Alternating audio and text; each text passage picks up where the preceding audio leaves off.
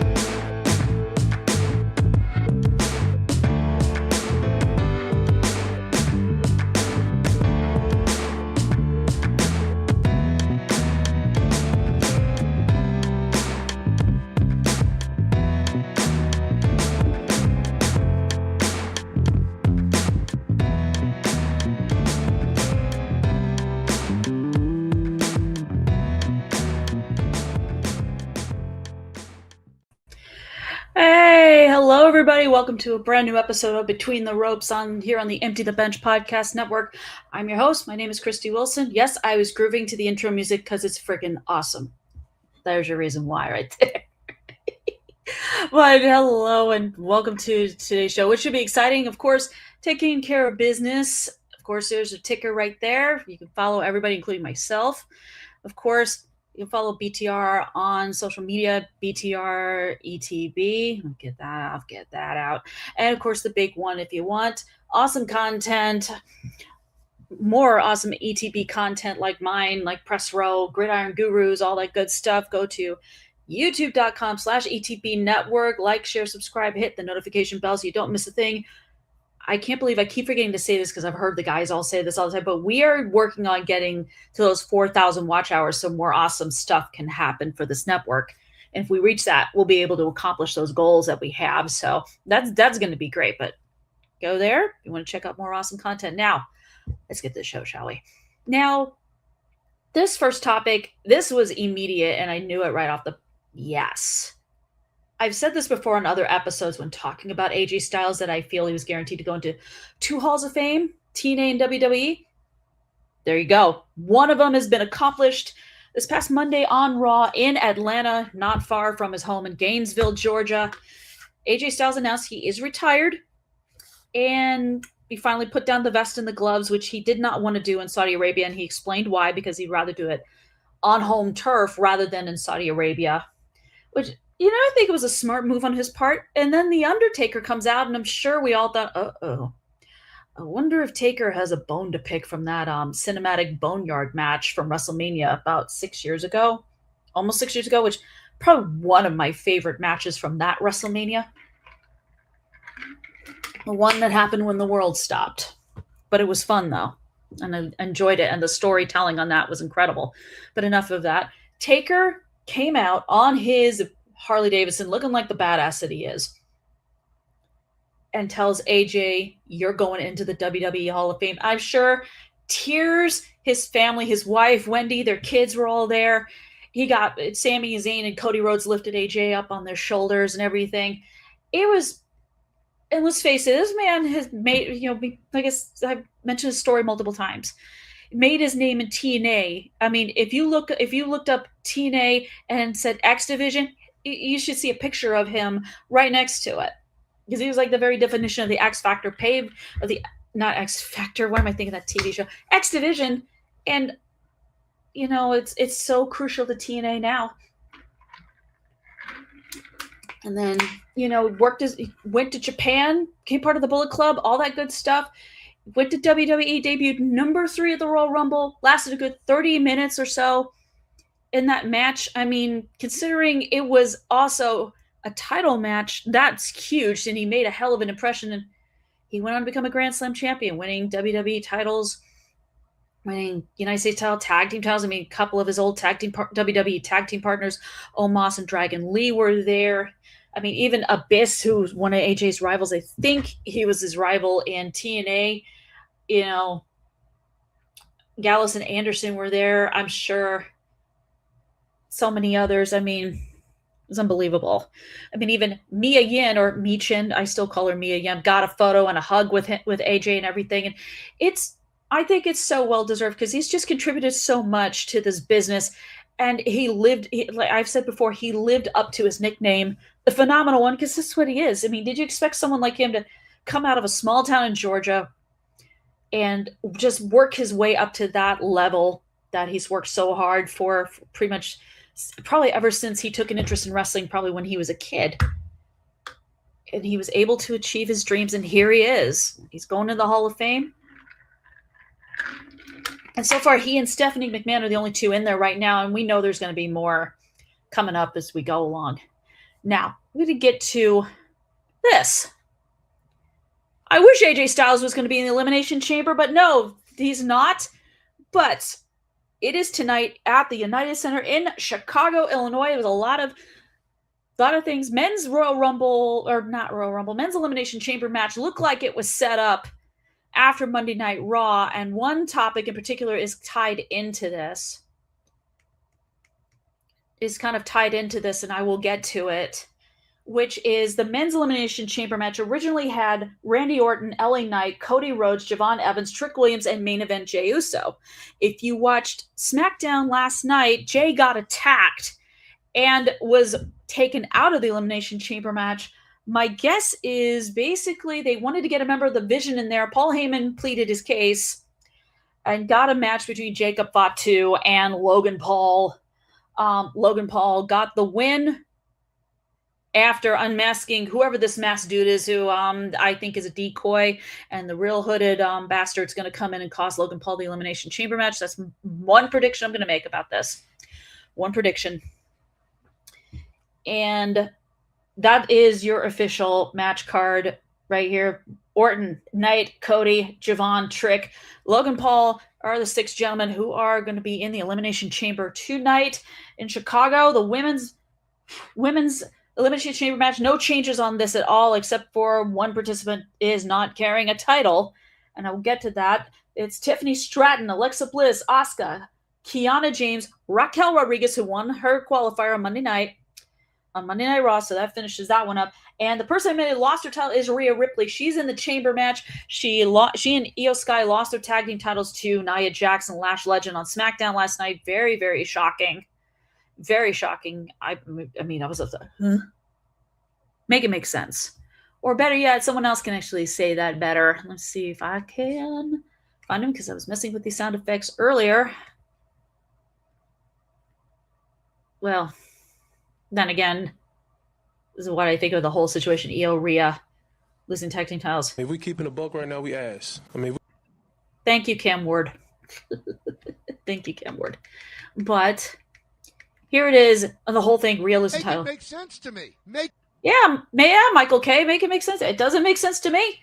But if your intention is to have Rhea win the chamber, then okay, I get it. But I'm still a little baffled, because there are people out there still wanting Tiffany Stratton to be the one to now face Jade Cargill, now that we know Liv Morgan picked Stephanie Vaquer.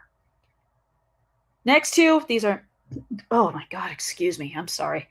2 title matches. One I'm certain of, well, they're both certain of.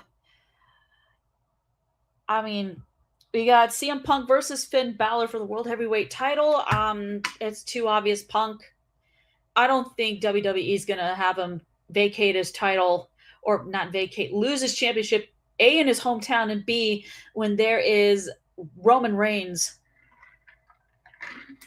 lurking around. So there's that. So I think Punk's going to retain, and I think that's going to make Balor think, you know what, maybe his Judgment Day thing isn't a good thing.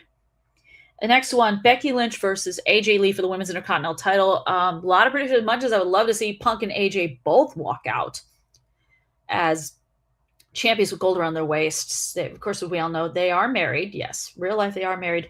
But I think the big prediction is if this rivalry is going to go into WrestleMania, they're probably going to keep the belt on Becky, by which... You suck! You... Yeah, Becky. Exactly. And even if Becky wins... Make it make sense to me. Yeah, make it make sense to me. That's pretty much it.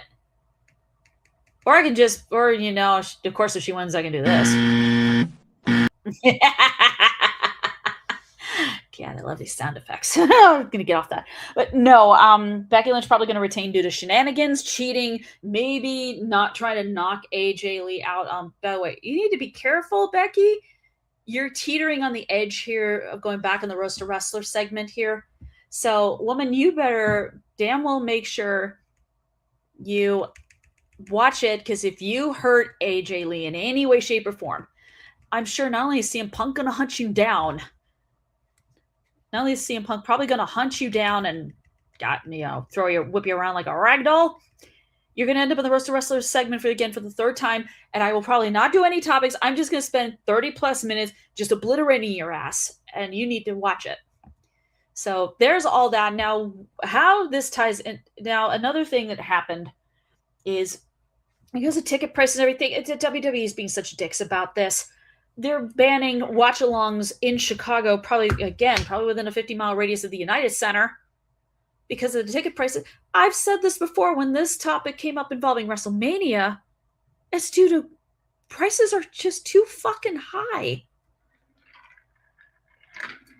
They're too freaking high. I mean, holy shit. What do you expect? What do you expect? Your prices are too high. People probably want to do these watch-along parties and all this other stuff, and you're just denying them an opportunity. I ain't talking about bullshit. Absolute total bullshit. Now, an elimination preview thing, I mentioned, how did Jey Uso win a spot in the Elimination Chamber match before Friday? Well, this is why it's Bronson Reed. I'm going to address him first before I get to Penelope Ford. Bronson Reed was in that triple threat match against Jey Uso, Chad Gable, or the original El Grande Americano. I'm just going to call him his name, Chad Gable. Don't come at me for that one. And Bronson Reed was in there during a pinfall attempt. My guess is it was probably Gable was going to pin Jay. Bronson Reed came in and broke it up. I think he looked at his arm and I think he instinctively knew something was wrong. Because, I don't know what happened afterward, but next thing I know, I see a picture of him outside the ring up, and the official had to throw up the X, meaning he was legitimately hurt. Get him out of here. Let's get him out of here. And he did, and eventually was confirmed. He had torn his bicep. Of course, I don't need to show you what it is, but, yeah. He tore that. That sucks. He did undergo successful surgery, but he's going to be out for a while. I mean, talk about another blow to the vision with, Seth Rollins being out. Of course, they turned on him. We suspect he's the hooded guy. A lot of us do. And then Braun Breaker with the hernia surgery. And now this with Bronson Reed. I mean, holy shit. It's caused some changes in plans. And I think giving Logan Paul that qualifier match against Jacob Fatu on SmackDown on last night was, I think, their way of trying to guarantee at least you get a member of the Vision in there, but unfortunately, Jay had to be lamb to the slaughter, I guess you could say. There's the sacrificial lamb in this case. He gets attacked before SmackDown, gets hauled out in an ambulance, and there you go. Now you have Logan Paul in there for this. I think this is a second consecutive Elimination Chamber match. And look, I don't think he's gonna win. Here's the thing. I think the big one is, I think people are going to say, I'll get to it later. I got to get to the other part of the topic. Or another injury, this time in AEW, ended up changing some plans based on what I had read of tweets from Fightful.com, that sort of thing. Penelope Ford, she and Megan Bayne were going up against the Babes of Wrath, Willow Nightingale and Harley Cameron for the AEW Women's Tag Team titles. Penelope Ford did a moonsault. Now, this is nuts, because according to what I read based on tweets from like Sean Ross Sapp and others, Mega Bad, Megan and Penelope were supposed to dethrone Willow and Harley, for those titles. But when Penelope did that moonsault. She landed on both of her feet. Willow and Harley didn't catch her. I don't think Harley was aware she was supposed to. This was an accident, and it turns out the injury is not severe, but it did ironically have to cause an audible to be called in the match, and Willow and Harley retain the titles, only to later get attacked, having to retain via DQ because Lena Cross, the newest member of Megabad, who I now think is I'm guessing this is the faction now, came in and attacked. So, and poor Harley Cameron, I feel so bad for her. I don't think she anticipated what was going to happen. The poor woman had to deactivate her Twitter account because of people getting pissy, threatening, and people just stop it. It was an accident, okay? It wasn't Harley's fault. You owe this woman a freaking apology. Okay, it wasn't her fault. Should Penelope have tried the moonsault? No. But you know what? She did it. But an accident happened. Get over it, people. Stop being assholes to wrestlers like Harley Cameron. People like you are why there are some wrestlers who stop wrestling altogether because they can't. People like you are just going after him. And that leads me to my next topic. Yeah, Dr. Britt Baker, DMD, finally addressed her status with AEW. Here's the thing. She's not retired. She's still under contract with the company, I think for maybe a year or two. If you're watching on YouTube or anything, leave a comment and let me know if I'm wrong. But she's not retired. She's not retired. But here's the other thing. She is primarily, her day job, her main career is in dentistry.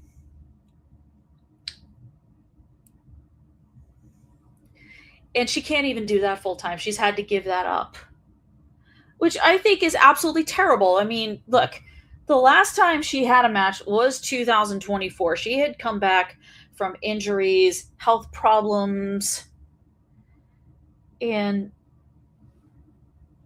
the last time she was on AEW television, she had just won a match. Serena Deeb came out. Ironically, Britt's last match was against the woman I talked about earlier, and that was Penelope Ford. Serena Deeb came out. It looked like that was gonna be Britt's next rival. And Britt said out loud, "Nobody cares." I think that got her in trouble, and she was told, "You know what? Go home. Go home. That's probably what Tony Khan said to her. Just, Britt, go home. Just go home." And she hasn't been seen since. She has not been seen since. And I think if Britt did come back to wrestling, I don't think it would ultimately work. Because here's the thing. AEW's women's division wasn't the best when she signed on with the company in 2019. It wasn't. Had some good talent there, but it was very suspect. Since then, it's only grown and gotten better. You have different wrestlers. You've added more people, and you've improved it, and including women's tag team titles and a mid-card title. It basically, I don't honestly think Britt Baker is needed in AEW anymore, but, in fact, she can't practice her full-time career as a dentist. This flat out sucks. And it's just crazy. Tony Khan did talk about this a little while ago before this article came up that I spotted on Twitter and all that. He stated that fans should see her TV again, but he wouldn't say when. I'm thinking she might not. And for all of you out there thinking she will, you better brace yourselves for the fact that Britt might not be coming back at all. She might just let her contract expire, and who knows where she goes from here on out.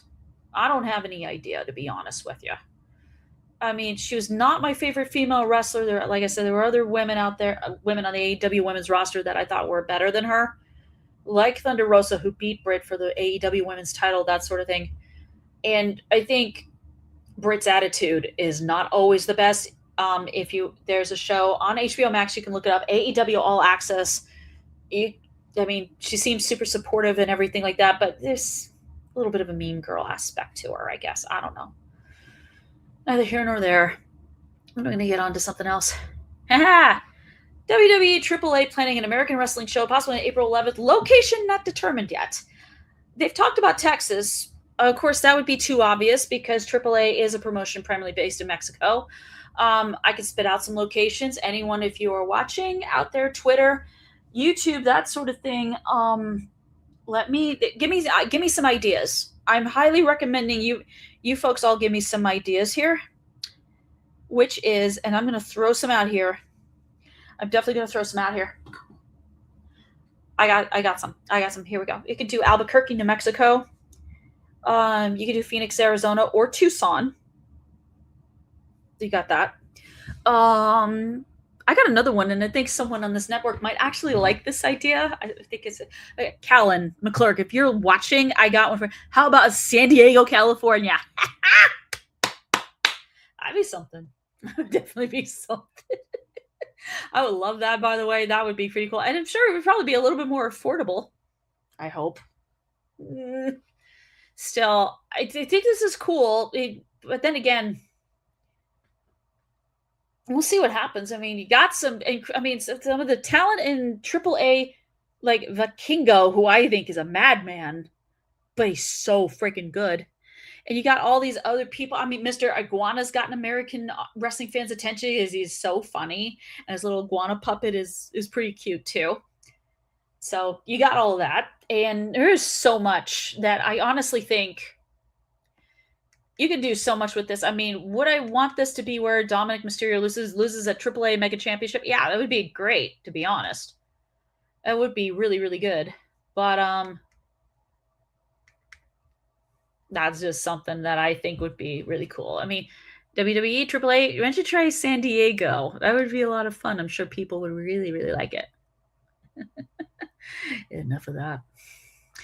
This next one, I gotta be honest, it kind of ties into my Wrestler of the Week, but I'll get to that person later. Yes, it was announced by Shawn Michaels that NXT's premier event, NXT Stand to Deliver, set April 4th in St. Louis. Now, let me be clear about something here. This is kind of unusual because usually WWE tries to cram in a lot during WrestleMania weekend. They did it last year with Stand to Deliver in Vegas. So I'm kind of curious. But then again, I'm sure there is a reason why why Stand and Deliver would want to do this, and it looks like we might get some really good matches on this card. Would I like to see Joe Hendry defend his title at this event if he's still the champion after Vengeance Day? Yeah, that would be great. Because I think Joe Hendry is going to retain against Ricky Saints, and then I think Ricky Saints I don't know what's going to happen with him. Maybe he could go to the main roster. I'm not sure. But we'll see. I'll definitely see about all of that. There's so many other things that could happen. So many people predicting what kind of matches we could get. I mean, as far as I'm concerned, matches, I mean, if JC Jane is still the women's champion, I think Sol Ruca, who got betrayed by Zarya on NXT, eventually, Zarya, you're going to be in Roast to Wrestler. Eventually. I don't know when. I haven't decided that yet, but you're going to be there, bitch. You're definitely going to be there. Maybe JC Jane versus Sol Ruca is one prediction I probably have. It would be a good idea, though. At least I think it would be. Our new North American champion, yeah, I think he's probably going to have a title defense there. Tag team titles probably defended. The Vanity Project, sorry, I don't like them. Basically, they scream douchebag, pretty much. I think that's one. Women's North American title, I think that depends on how Izzy Dame versus Tatum Paxley goes at Vengeance Day, and I will... Oh, dude. I'll end up probably preview that one, which I'm 100% certain I will. So, that's going to be crazy. But St. Louis, definitely a fantastic wrestling town. WWE has held events there in the city before, and the fans are so good. They love it. I mean, even AEW... in 2024 held their pay-per-view event Dynasty in St. Louis, and the fans were so great, enthusiastic. They definitely did not hold back when Chris Jericho beat Hook for the FTW championship. They let their feelings be known. They didn't hold back. And I don't anticipate them holding back regardless of what the results are. So I don't think so I think St. Louis is a great place to hold wrestling event. Like I said, other promotions have done the same and the fans have been really, really good about it. Now, I mentioned the North American title as I refill my cup. Yeah, this is who I have winning Elimination Chamber in the men's match, in case you were wondering. I would like that. Let me take the banner off real quick. I would prefer that. Him. But I wouldn't. But I would be happily shocked, if LA Knight won the chamber. I really would be happy if he did, because the poor man has gotten screwed over so many times. Just the thought of him getting screwed over again because of the bad creative, shady booking. Sorry, the lid is not going on straight. There we go. I got it. Oh, I need a sip. It's good stuff. And I'm talking about a soft drink. But yeah, I mentioned NXT Stand and Deliver. Mentioning the North American title, well, that has something to do with the rest of the week. Miles Bourne. You, sir, are a definite inspiration. Yes, he was deaf. He had an illness, took his hearing. Then he had to learn how to read lips. He wore hearing aids and stuff like that. Got involved in sports, wrestling in particular. And he's one of those people who's not going to let this disability, his hearing, him being hard of hearing, it wasn't gonna affect him. It wasn't gonna stop him from accomplishing his goal, achieving his dream. I mean, this guy, yes, he's very fortunate. He's worked very hard to achieve what he's wanted to achieve in his life and in his wrestling career. And this past Tuesday, he finally achieved something that I think many people have wanted to see him achieve, who have seen that special something that he has. He's your new NXT North American champion, beating all asshole Ethan Page in a match that did get chaotic and crazy, with Vanity Project trying to come in and help him out. And I guess Miles Bourne had some friends to help him out, including Joe Hendry helping Miles out by getting Ricky Starks out of the picture. And, excuse me, Miles Bourne is, to me, sure, many are comparing him to Randy Orton, like say, oh my God, this is a young Randy Orton. Even his finisher, the Born Again, where if you've seen this guy get the height he gets in order to achieve the move so he can pull Ethan Page down, that Born Again, which is kind of his version of an RKO. I mean, yeah, there's Orton-like tendencies, but I think Miles Bourne is his own man. Like, he is who he is. And yes, Stephanie Vaquer is an incredibly lucky woman, because I'm sure he is the coolest, most awesome dude she's probably ever been with, and she is very lucky. Very lucky. There we go. But Miles Bourne, he deserved to win the North American title. And the fact his mom was in the audience, oh, so sweet. Oh my God. I love it. I just love it when family members come to support their kids and doing stuff like this. It's just basking, just enjoying the moment, letting their kid just soak it all in. And, he did that. And like I said, he worked hard. He wasn't going to let the fact that he's deaf stop him from achieving what he wanted to achieve. So he's an inspiration, and he's really good in the ring and everything. So congratulations, Miles Bourne.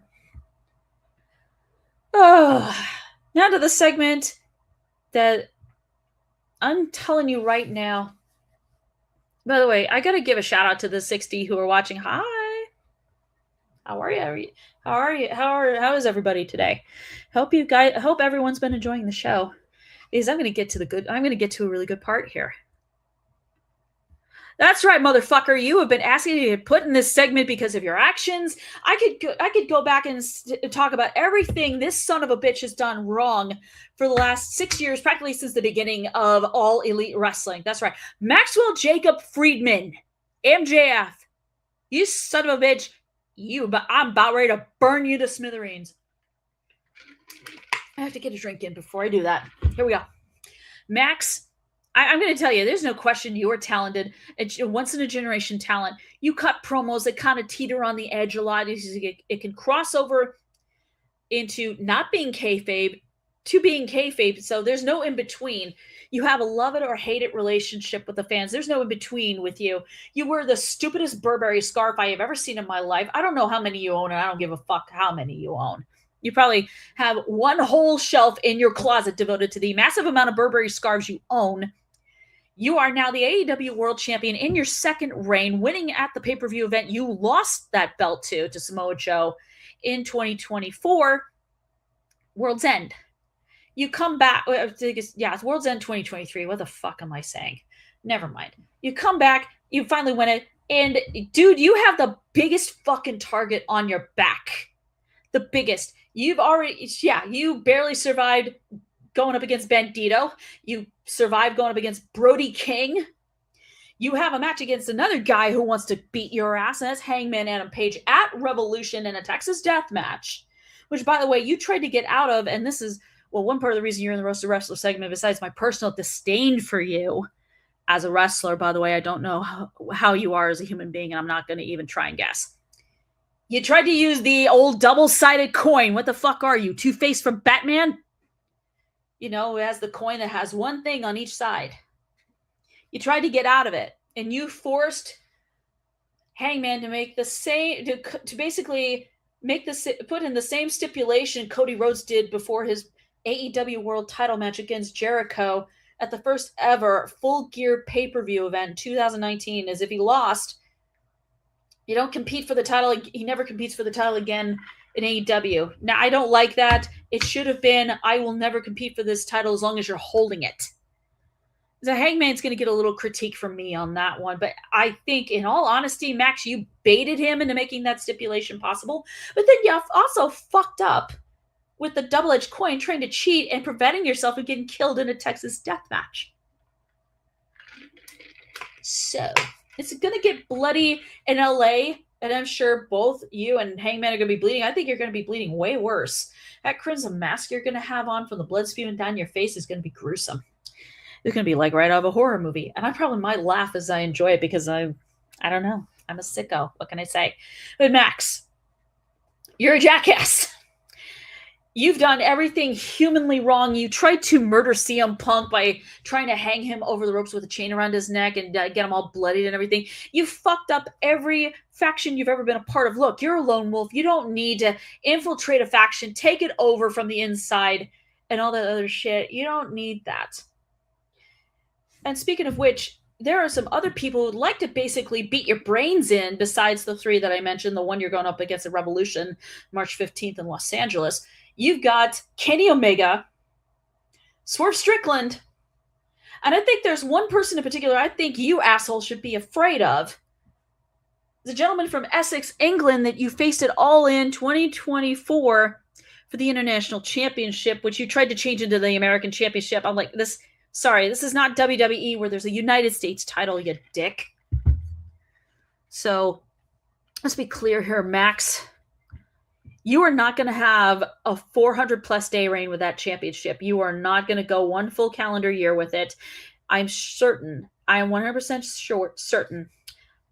You are going to probably lose that championship in the main event of All In London, August 30th, to none other than Will Ospreay.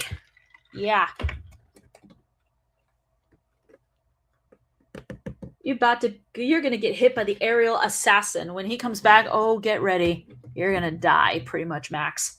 So you can take your Triple B, your Burberry scarves, and go fuck yourself. Oh, and by the way, Max, do something nice for your wife, Alicia Atout, and take her on a beautiful, exotic honeymoon. I mean, shit, take her to fucking Fiji, for Christ's sakes, you douchebag. So, Max, fuck you. And God, I hope Hangman Adam Page bloodies you up really bad at Revolution. I really do. Holy fuck. All right. Now that I've gotten that out of my system. But yes, here's your ticker. Follow BTR, follow ETB, follow me. Follow Between the Ropes on social media platforms, BTR at BTR ETB. And of course, youtube.com/ETB network, working on those 4,000 watch hours so that more awesome, cool stuff can happen. And of course, like, share, subscribe, hit the notification bell, check out the awesome programming, check out Press Row, Gridiron Gurus, Hitting for the Cycle, the MMA Outsiders, Noteworthy in the NCAA. I could go on and on and on because we have great shows, great content, and the people here do an amazing job doing all this stuff. It's incredible. So I want to thank everyone for watching, especially we did reach, I think, 61 people watching here today. So thank you, everybody, for watching. And I will see you folks next week with a new episode of Between the Ropes. See you later.